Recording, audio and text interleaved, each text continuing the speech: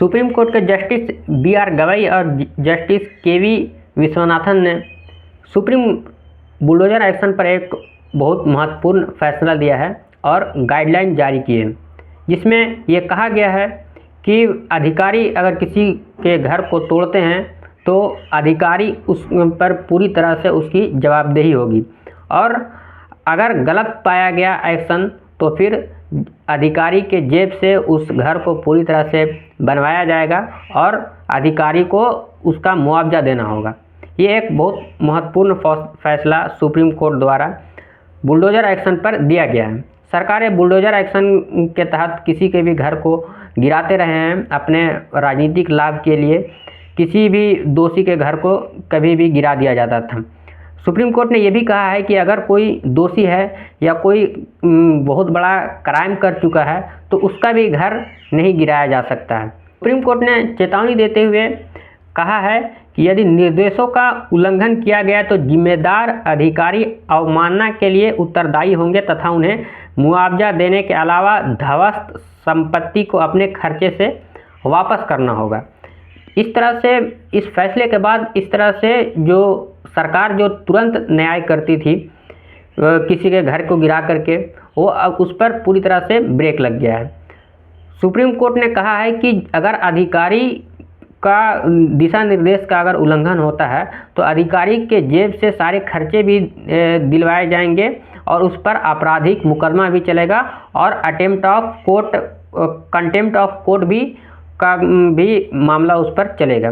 इस तरह से एक तरह से सुप्रीम कोर्ट ने बुलडोजर पर पूरी तरह से रोक लगा दिया है। और जो सरकारें जो बुलडोजर बाबा के नाम से फेमस होती थी, जिस तरह से बुलडोजर इस देश में के अंदर प्रचारित किया गया, उसको चुनाव में इस्तेमाल किया गया। जब भी चुनाव आते हैं तो किसी तरह का झमेला होकर करने के बाद किसी भी व्यक्ति का घर को बहुत आसानी तरीके से गिरा दिया जाता था, लेकिन अब ऐसा नहीं होगा।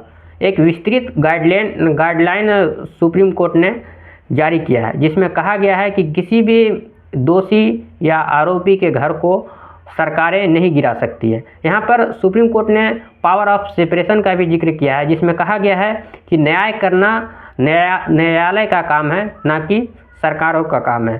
सरकार कार्यपालिका कार्य कर सकती है, उसका न्यायालय के आदेश को लागू कर सकती है, लेकिन सरकार खुद फैसला लेकर के किसी का घर नहीं गिरा सकती है। आपने देखा होगा किस तरह से इस देश में अराजकता के माहौल बनाई गई थी बुलडोजर एक्शन के नाम पर, और जिस तरह से इस देश के बहुत सारे राज्यों में बुलडोजर एक्शन लगातार जारी था। कई मुख्यमंत्री बुलडोजर बाबा के नाम से, बुलडोजर मामा के नाम से फेमस हो रहे थे और अपने प्रसिद्धि के लिए इस तरह के बुलडोजर एक्शन लगातार हो रहे थे। वो चाहे उत्तर प्रदेश हो, राजस्थान हो, मध्य प्रदेश हो, गुजरात हो, तेलंगाना हो या इस देश के और भी दूसरे राज्यों, इन सारे राज्यों में लगातार बुलडोजर की कार्रवाई की जाती रही है और गरीबों के घरों से, गरीबों के ऊपर से छत को छीना जाता रहा। इस पर भी सुप्रीम कोर्ट ने टिप्पणी की है और कहा है कि अगर कोई व्यक्ति अगर दोषी है या अपराधी है तो उसका सज़ा उसके पूरे परिवार, उसके फैमिली, उसके माता पिता, उसके बच्चों को नहीं दिया जा सकता है, क्योंकि घर किसी एक व्यक्ति का नहीं होता है। उस घर में उस परिवार के सारे लोग रहते हैं और उस घर पर उस परिवार के सारे लोगों का अधिकार होता है। सिर्फ एक व्यक्ति के वजह से इन सारे लोगों के अधिकारों को वंचित नहीं किया जा सकता है।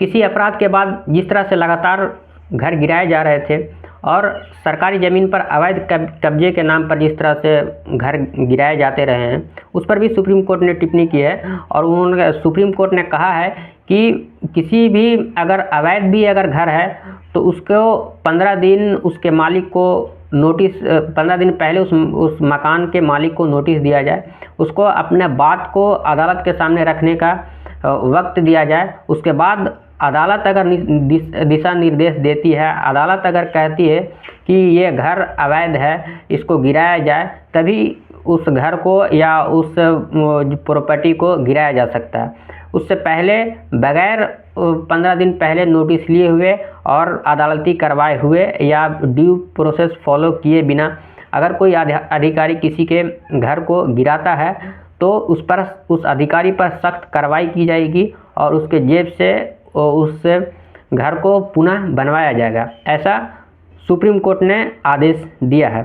सुप्रीम कोर्ट ने दिशा निर्देश जारी करते हुए ये भी कहा है कि जिस जगह पर बुलडोज़र की कार्रवाई हो रही है उसका पूरा वीडियोग्राफी किया जाए और जो अधिकारी बुलडोज़र की कार्रवाई करवा रहे हैं उन अधिकारियों का भी नाम नोटिस किया जाए, नाम को पंजीकृत किया जाए और उसका रिकॉर्ड रखा जाए। ये भी सुप्रीम कोर्ट ने अपने गाइडलाइंस में बताया है। सुप्रीम कोर्ट ने एक विस्तृत गाइडलाइन जारी किया है जिसके बारे में हम लोग चर्चा करेंगे, जिसमें करीब 15 से 20 पॉइंट में हम लोग समझने की कोशिश करेंगे कि सुप्रीम कोर्ट ने बुलडोज़र एक्शन पर क्या गाइडलाइंस जारी की है। और सुप्रीम कोर्ट ने यह भी कहा है कि ये गाइडलाइन किसी एक राज्य के लिए नहीं है, ये गाइडलाइंस पूरे देश के लिए है और ये गाइडलाइंस पूरे देश में लागू होगा। कहने का मतलब है कि किसी देश के किसी भी कोने में मनमानी ढंग से बुलडोज़र एक्शन के तहत किसी के घर और किसी के प्रॉपर्टी को ध्वस्त नहीं किया जाएगा।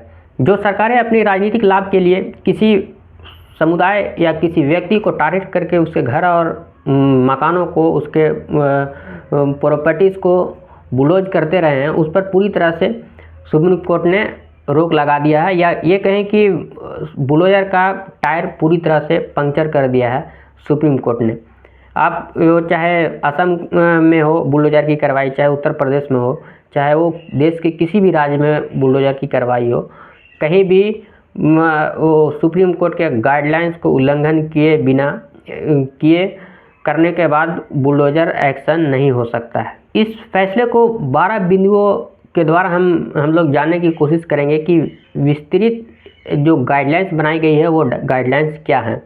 जिसमें से पहला बिंदु ये है कि सुप्रीम कोर्ट ने कहा है कि यदि ध्वस्तीकरण का आदेश पारित किया जाता है तो इस आदेश के विरुद्ध अपील करने का समय दिया जाना चाहिए। कहने का मतलब है कि जैसे कोई घटना घटी तो सरकारें ये करती रही हैं कि घटना घटने के 24 घंटा के अंदर, 12 घंटा के अंदर बुलडोज़र उस अपराधी के घर पर पहुंच जाता था, लेकिन अब ऐसा होगा नहीं। सुप्रीम कोर्ट ने साफ कहा है कि ध्वस्तीकरण के आदेश पारित किया जाता है तो आदेश के विरुद्ध अपील करने का पर्याप्त समय उस घर के मालिक को दिया जाना चाहिए। फिर दूसरे पॉइंट में कहा गया है कि बिना कारण बताओ नोटिस के ध्वस्तीकरण की अनुमति नहीं है।